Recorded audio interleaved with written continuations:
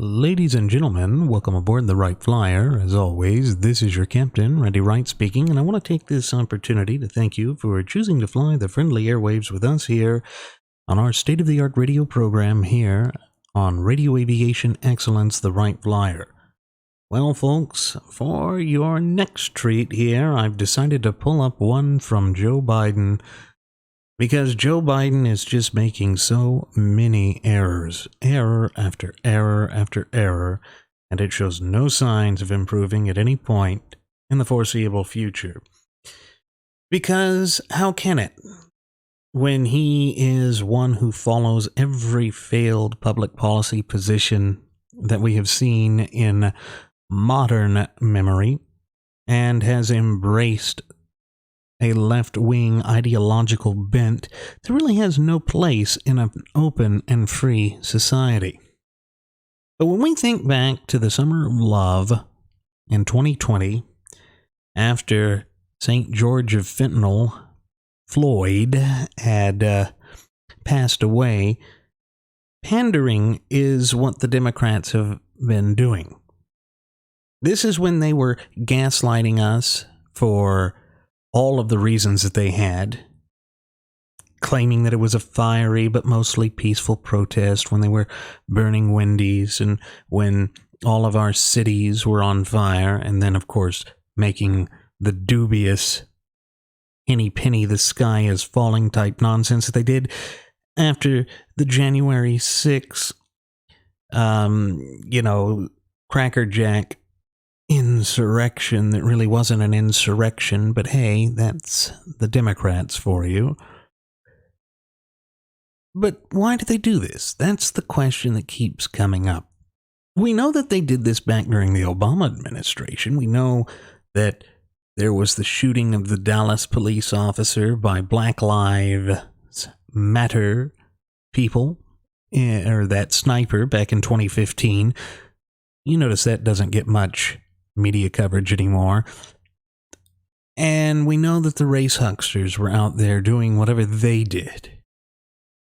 And they always do this to fan the flames of derision, to drive the wedge of divide and conquer in an attempt to cleave the American people against each other in the hopes that they can foist their agenda, their wicked agenda, into the body politique of the land of the free and the home of the brave. And that has been their modus operandi this entire time. But it feels different. It feels more constant. It feels like they are just frothing at the mouth to have even more dissension, to have even more chaos, to have even more hatred and derision.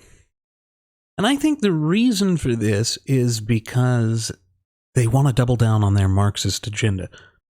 They know that there were certain elements of what they did that were really unacceptable to the American people, that it led to a breach of trust the likes of which we had not encountered in living memory. And as a result, they now recognize that this being the time in which they either make it for the midterm elections or not, and based off of everything we're seeing thus far, it does not appear as though they're really going to make it. They have to grasp at straws. Now, what straws are they going to be grasping at? We know that in the 2020 election, it was defund the police. That was the whole notion of, defund the police. But then, of course, if you're Kyle Rittenhouse there in Kenosha, Wisconsin, we're going to throw the book at you if you don't just stand there and let the violent mobs kill you. But it doesn't end there. That's not where it stops. And how do we know this? Because I've oftentimes said it on previous episodes, that when it comes to the arena of politics, perception oftentimes matters more than reality itself. And what better way to delve into that than by going into pandering?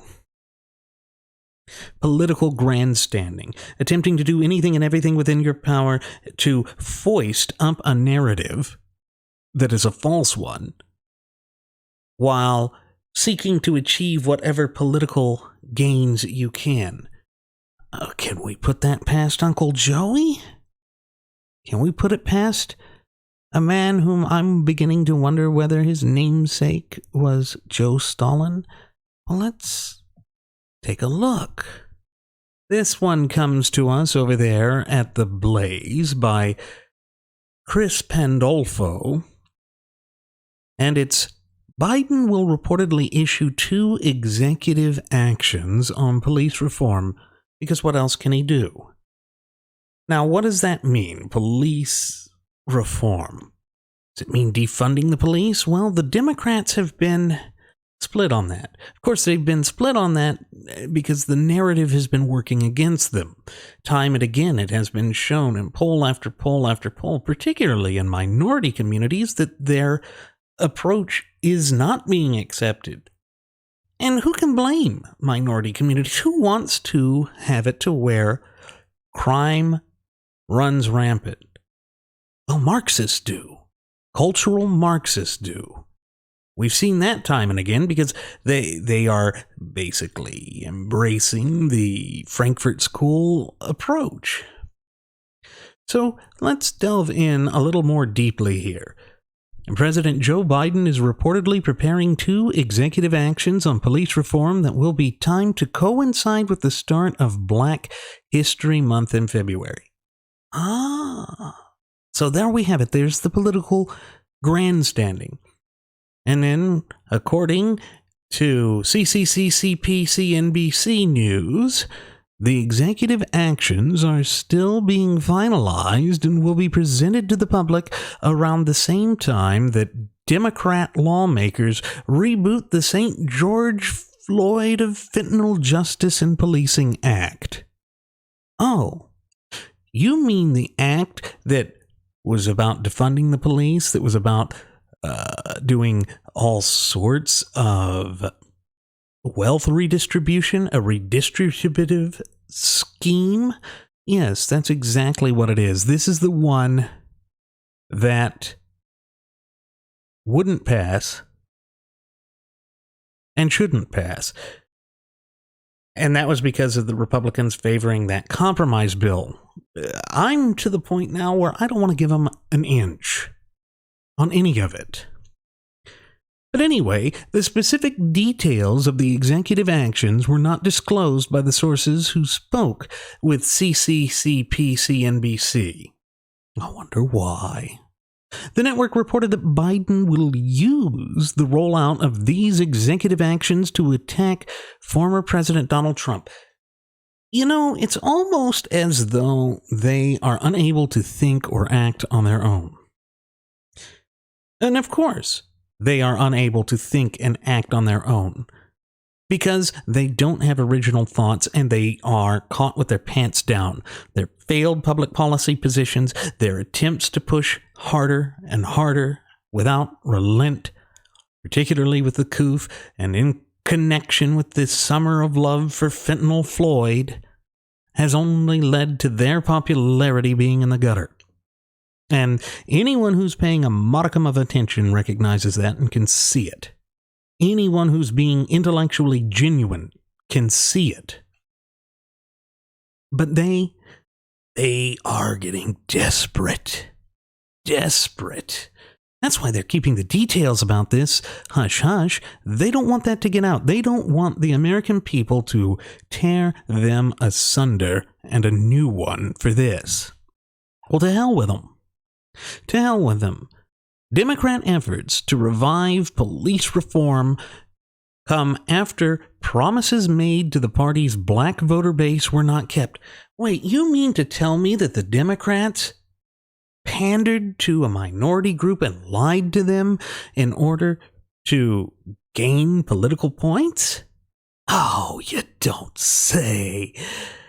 A push to fight so-called voter suppression with a federal overhaul of U.S. elections failed miserably this week after Senator Christian Cinema of Arizona and Joe Manchin of West Virginia each stated that they would not support any changes to nor the elimination of the Senate filibuster.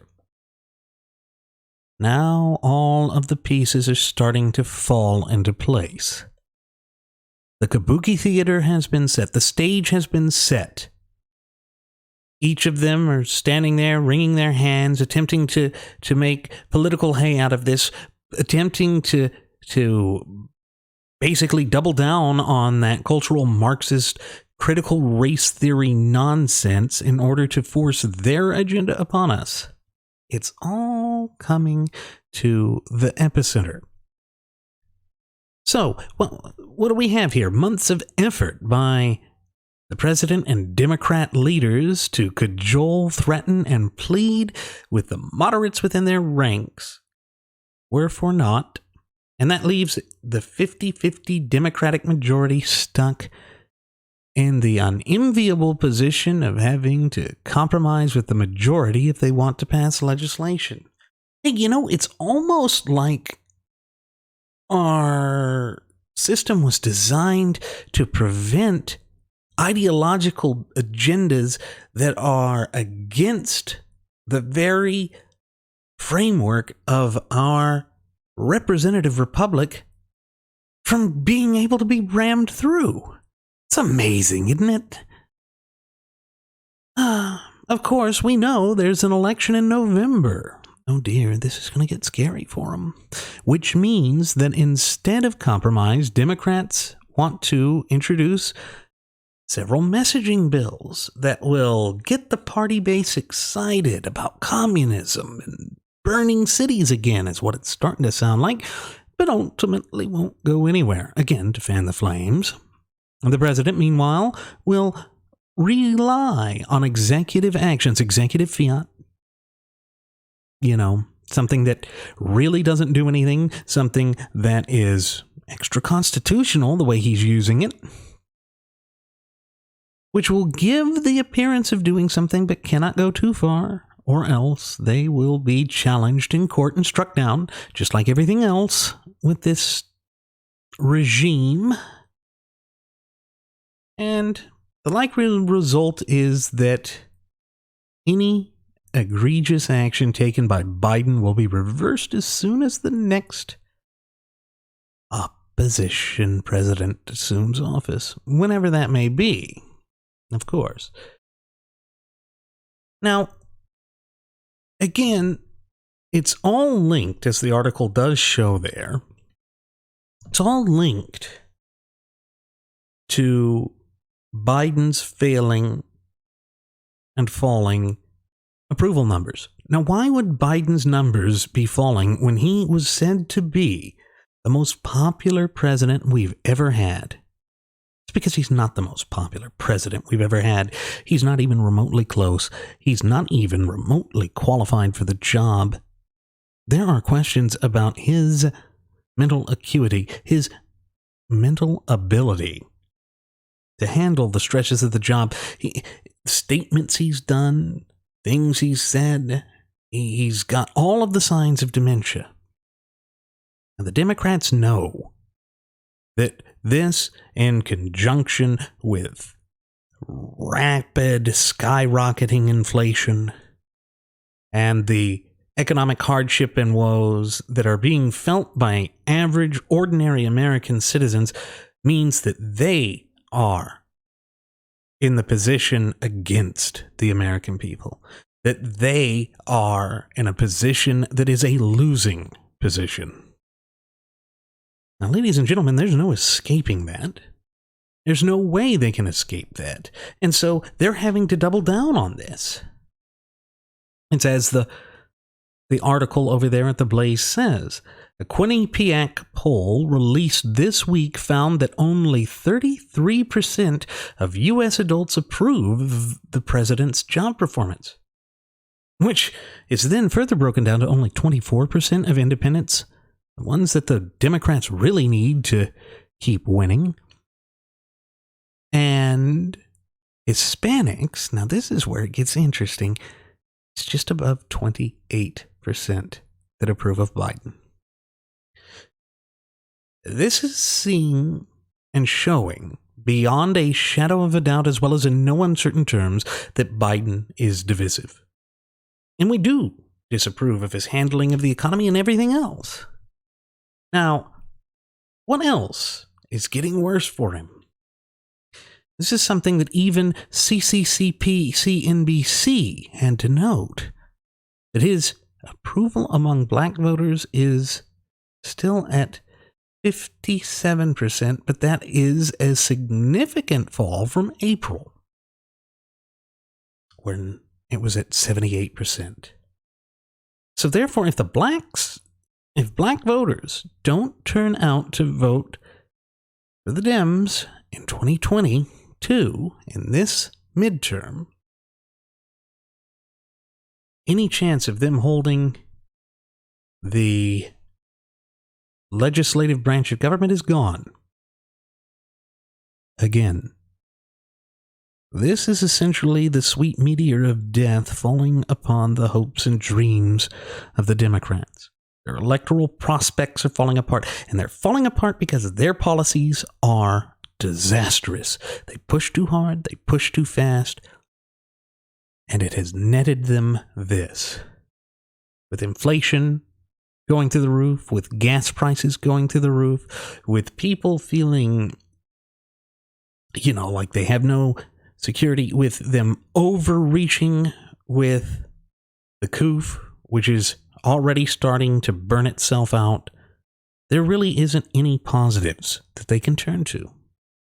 And that is what they are so afraid of. And again, that is why it is absolutely imperative that we are proactive in the midterm elections this coming November.